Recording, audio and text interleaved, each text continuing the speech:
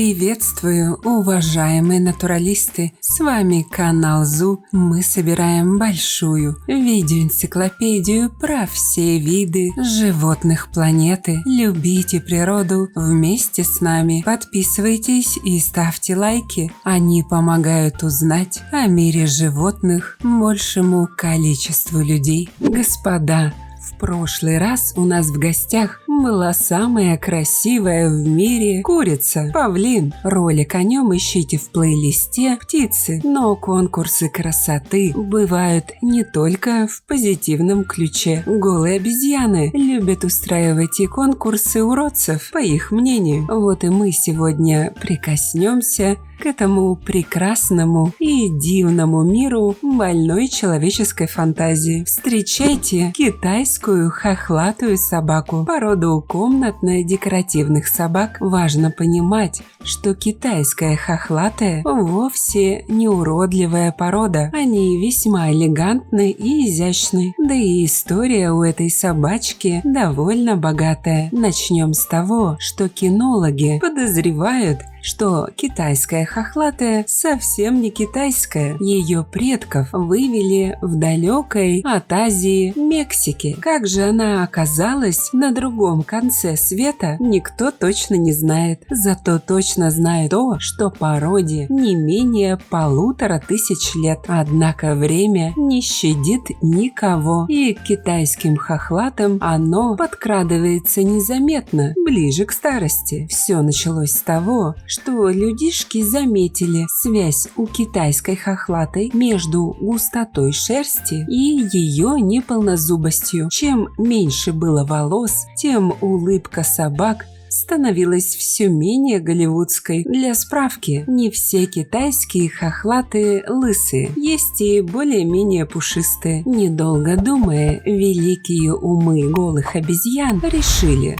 что, по всей видимости, за эти два признака отвечает один ген. И в 2005 году в США таки выяснили, какой. У хохлатых он провоцирует облысение и появление кривых пубертатных зубов. И можно было бы с этим смириться, если бы эта самая мутация такой и оставалась, но нет, она прогрессирует с возрастом. На старости лет многие зубы у китаянок-мексиканок выпадают, а оставшиеся выкручиваются в кабаний клык. Так как зубы язык уже не держат, он постоянно вываливается, а и без того сухая и тонкая кожа теряет эластичность и морщится на всех участках тела, отчего появляются опрелости. Красиво, не правда ли? Ко всем этим красотам можно было бы добавить шерсть и прикрыть весь этот срам, но к преклонному возрасту у китайской хохлатой и без того не больно густая шевелюра становится совсем плешивой. Как итог, элегантная в юности псинка превращается в песика с крайне специфической внешностью. Мало того, голенькие особи еще и дрожат постоянно, поэтому собакин кажется больным и вызывает только жалость. А что же там с характером и условиями содержания? Китайские хохлатые – превосходные компаньоны и стрессосниматели для тех, кто плохо переносит одиночество и ищет заводного питомца, не страдающего перепадами настроения.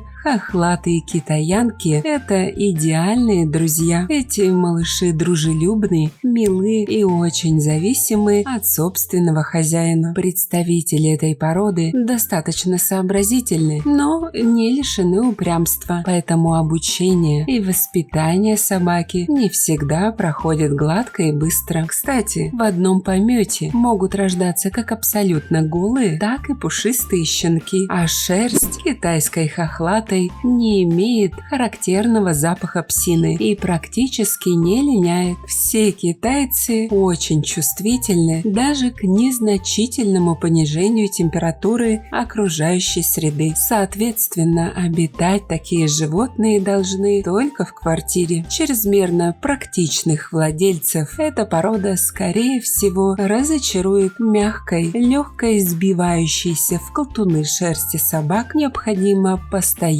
уделять много внимания, а также регулярно тратиться на услуги грумера. Бесшерстные особи в этом плане не особо экономичнее и потребуют расходов на ухаживающую косметику от опрелости, вы помните, и гардероб. Голые китайские хохлатые собаки неплохо относятся к другим домашним животным и знают, как втереться в доверие к детям. Правда, оставлять от природы хрупких собачек на попечение несмышленных малышей опасно в этом случае для самих собак. Кстати, с китаянкой придется навсегда забыть о таком понятии, как личное пространство. Спрятаться от этой собаки за плотно закрытой дверью значит всерьез обидеть своего питомца. А стоит эта древняя красотка от $500. Как же помочь такой красивой, в кавычках, собаке, спросите вы? Неужели нельзя ее вылечить? К сожалению, нет. Если вас угораздило стать хозяином такой особенной псинки, то остается только любить ее и обеспечивать ее счастливую старость на ближайшие 10 лет. Ведь все-таки именно ради любви мы и заводим собак, верно? А какие самые необычные породы собак вы знаете? Напишите в комментах.